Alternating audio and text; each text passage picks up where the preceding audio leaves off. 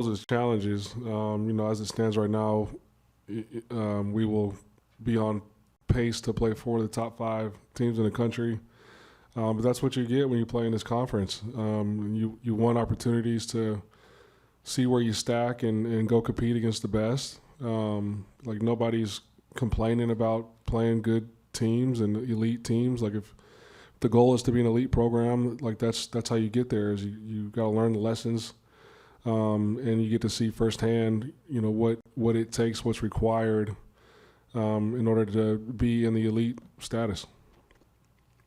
Ryan, you've talked about kind of how you love every guy on this roster, but this senior class, they're guys that were either here and believed in you when you were hired, or guys you found in the portal who believed in you. How special of a group is that to you? I guess kind of what's the takeaways of this group? Yeah, completely. I mean, I can't. Words can't describe the amount of admiration I have for this group. Like you said, they either chose to be here and stay, or believed in what we're doing as a program to be added to this class. And I think, just obviously this season has not gone the way any of us would have envisioned or wanted it to. But regardless of the outcomes on Saturday, like all of those guys to a man continue to show up, put in the work, prepare the right way, and then go compete and play hard on Saturdays. So extremely grateful for that. It's when you're 18 to 22 and the noise can get loud in a place that's passionate like West Lafayette and the Purdue community. That hasn't affected them the way you would anticipate it would, and so that just speaks volumes to their character and really the foundation that they've laid in terms of the standard in which you need to prepare and the way you need to work. Obviously, there's a lot of variables that go into giving up a sack. Sometimes it's blocking, sometimes it's just what the defense does, holding on to the ball too long. Is there kind of maybe a constant you can combine with all of that, which is, obviously been a drive killer at times for you, is just taking an untimely sack? Yeah, I mean, there's a combination of a number of things.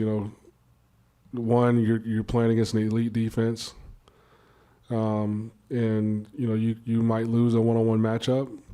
There might be a scheme scenario where, you got to get the ball out quickly and you're hot off of a blitz. There could be a misread that leads you to holding on to the ball too long. Like there's a number of possibilities that could potentially lead to a sack. And I think, all three of those aspects have showed up at times.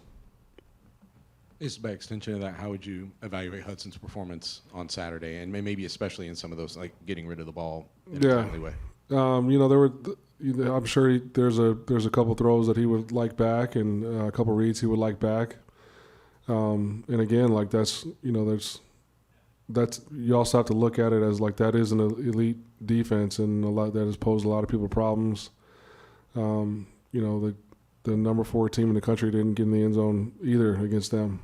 And, so I think, Hudson had some good reads and found lanes to extend drives as well. And, he showed some toughness there too. And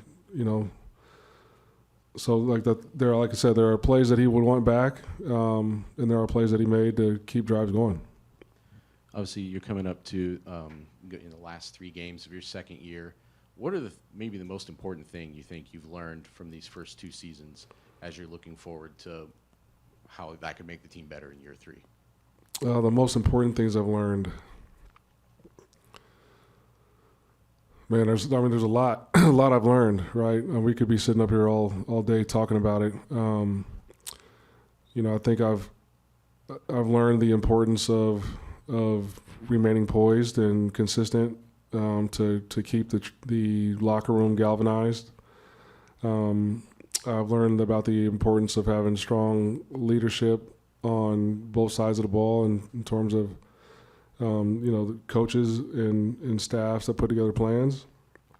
I've learned the importance of getting off to a fast start, whether that's the start of the season or the start of games, and how much momentum plays a factor in games and in seasons.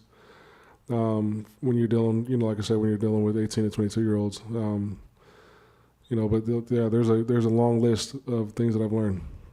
That concept of, I guess for lack of a better term, coaching the coaches, has that been different than you expected it to be? Has it involved more than you thought it would involve before having done it for the first time? Yeah, that's an area where I need to do better. Obviously, when you make a decision to run a side of the ball, after 4 games into your first year, it's hard to coach the coaches because you're game planning and you're involved that way. And then again, year 2, 4 games in, make a change at coordinator. Now it's hard to see big picture, and that is what I've learned is, in order to effectively do my job for the program, like I have to remove myself from the inundated X's and O's and coach the coaches and have my influence on the entire roster and be the head coach. So I'm looking forward to that going into next year. Other questions? Sam? Go Sam and Tom. Hudson Miller is 6'2", 2230. Does not look like a guy that would play the position he does Yeah. at this level. But each week he's gotten more and more reps on Saturdays, and now it looks like he's in a position where he might play a lot of reps this week and played a lot on against Ohio State. How has he kind of elevated up the depth chart and kind of proven that size doesn't matter? It's more heart and will and understanding to do the right things. Yeah, he has been extremely consistent. He's got the heart of a lion. You can't tell him that he's little. You know what I mean? He'll take offense to that. But he plays the game the right way, and he's what you want your locker room to embody in terms of toughness. The no excuse attitude and just his willingness and drive to get the job done. You look out there and you can't believe he's making some of the plays he's making just because of the stature. But like I said, he got the heart of a lion. Hey, Ryan, just back to the field goals again. Was the snaps and the holds fine? You just missed the kick. Yeah, snaps and holes look good to me. When will you decide who's going to kick Saturday? After Thursday's practice. Quarterback-wise, is there a plan this week? Like last week, Hudson's QB1, obviously, but if you get a chance to play Ryan, you will with this package? We'll keep those decisions in-house. But, yeah, if I was Penn State, I would be preparing for both. What about the block punt? It looked like it was just an issue of the protection up front. It wasn't on the punter? No, it wasn't on the punter. Just ID'd the wrong guy in protection. You just talk about Penn State specifically. I mean, obviously a great challenge. Their defense is one of the best, and they're an elite team going for the college football playoff. What do you see? Yeah, just like you said, the elite defense and the elite program, elite team that is competing for playoff berth. I got a lot of respect for Coach Franklin and what he's been able to do in his career.